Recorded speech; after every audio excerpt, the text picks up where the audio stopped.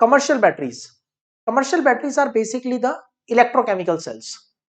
These electrochemical cells are principally the same like what we have done in the Daniell cell. Chemical energy changes to electrical energy through spontaneous redox reaction, but they are more compact and easy to use, right? So this is the idea of the commercial batteries. See, Daniell cell और for that example किसी भी तरह के जो principles हमने पढ़े हैं electrochemical cell के, there are two device, two electrolytes, sorry, there are two vessels having two different electrolytes, two different electrodes and a salt bridge. इतना कॉम्पैक्ट अरेंजमेंट आप अपनी रिस्ट वॉच में तो नहीं लगाओगे, हेयरिंग एड डिवाइस में तो नहीं लगाओगे, राइट? अपनी वॉल क्लॉक में तो नहीं लगा सकते, अपने रिमोट में तो नहीं लगा सकते। तो इलेक्ट्रोकेमिकल सेल, डेनियल सेल का जो स्ट्रक्चर है वो हमें प्रिंसिपल समझने में हेल्प करता है, लेकिन हम उसको अपनी डेली लाइफ में यूज नहीं कर सकते। कमर्शियली यूज करने के लिए हमें मोर comfortable, more compact and handy solutions are required, and those handy solutions are called commercial batteries, right? So nowadays we are using commercial batteries in uh, in almost everything around us: laptops, mobile, car, wristwatches, hearing aid devices, right? Bluetooth headphones, right? And wall clocks, remotes, so many places, toys. We are using these batteries at so many places, right? Basically in commercial batteries का principle एक ही है, spontaneous redox reaction होगा। Spontaneous redox reaction के through chemical energy will change into electrical energy, but the depending on our requirement, their structure may be different, the chemicals being used may be different, their anodes will be of different material, their cathode will be of different material, their electrolyte will be different, the potential they generate will be different as per the requirement. So we will discuss each one of them, right? Basically हम इनको तीन categories में divide करते हैं: primary cell यानी non rechargeable, secondary cell rechargeable, and a fuel cell. Now a fuel cell is a very new concept to us, right?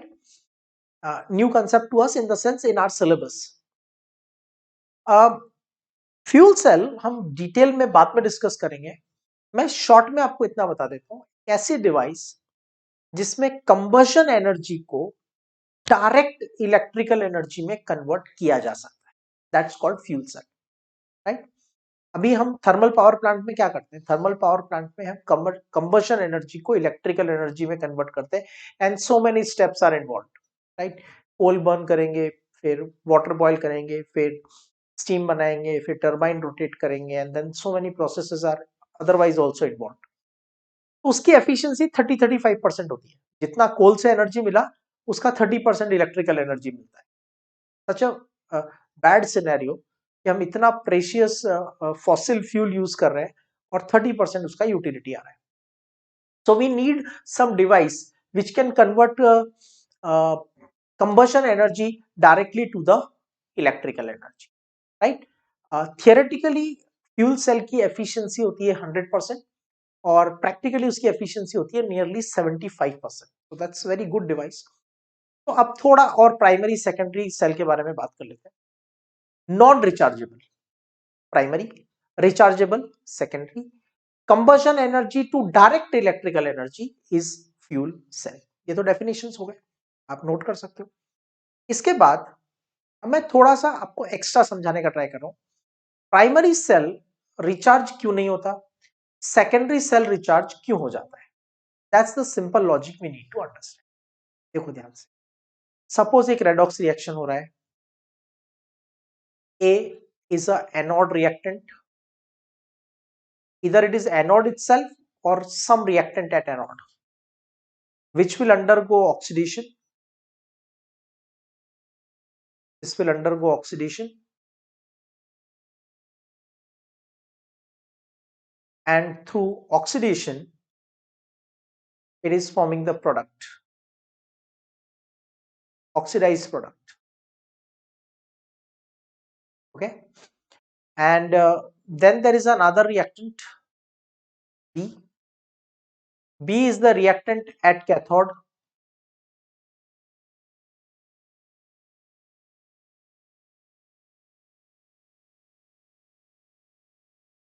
And this gives product C.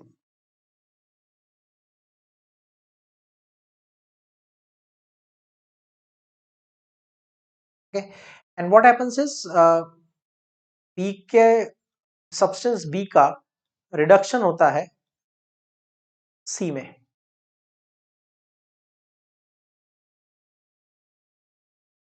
ये spontaneous redox reaction होती है. ठीक है, अब हम क्या करते हैं, हम ये कैथोड के रिएक्टेंट और प्रोडक्ट है, ये एनोड के रिएक्टेंट और प्रोडक्ट है. एनोड पे क्या हो रहा है, ऑक्सीडेशन.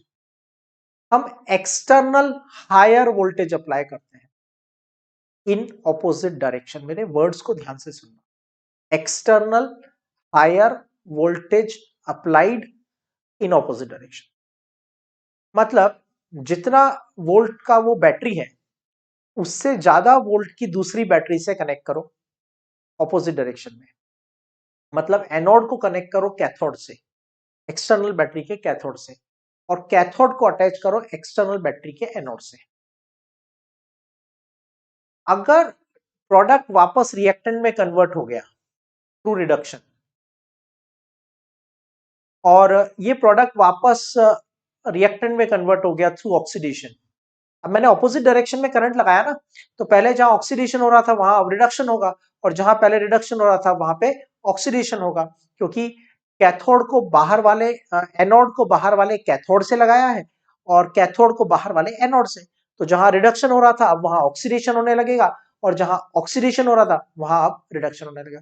अगर ये रिएक्शन रिवर्स हो गई on applying external higher voltage in opposite direction, external higher voltage